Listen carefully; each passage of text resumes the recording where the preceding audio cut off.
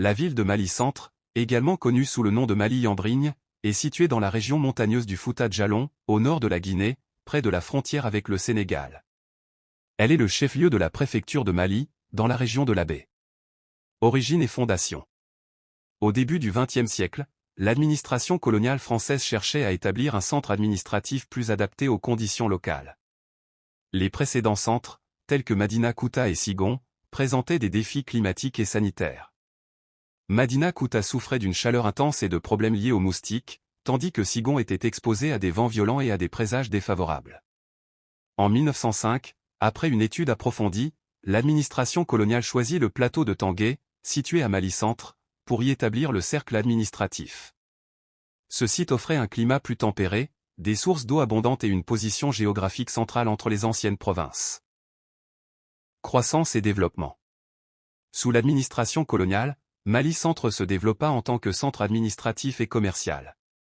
La ville bénéficiait d'une infrastructure améliorée, notamment des routes et des bâtiments publics. La population locale, principalement composée de Peuls, Dialonquais, Diakanké et Sarakolé, était engagée dans l'agriculture, l'artisanat et le commerce. Patrimoine naturel et culturel.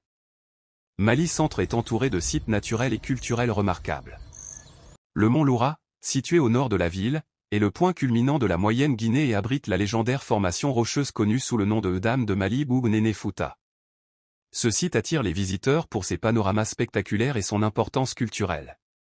Parmi les autres sites touristiques notables figurent la grotte de Ouyouka, utilisée comme refuge par les Djalonkais lors des guerres saintes, et les puits de Bowal Paris, situés dans la sous-préfecture de l'Ébékéré. Ces sites témoignent de l'histoire et de la richesse culturelle de la région. Défis contemporains. Malgré ses atouts, Mali Centre fait face à plusieurs défis.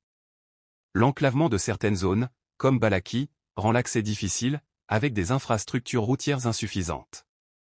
Les populations locales expriment des difficultés liées à l'isolement, notamment en cas d'urgence médicale. Conclusion. Mali Centre demeure une ville d'une grande richesse historique et culturelle, offrant des perspectives pour le développement du tourisme et la valorisation de son patrimoine naturel. Son histoire, marquée par l'adaptation aux défis environnementaux et administratifs, témoigne de la résilience et de la détermination de ses habitants.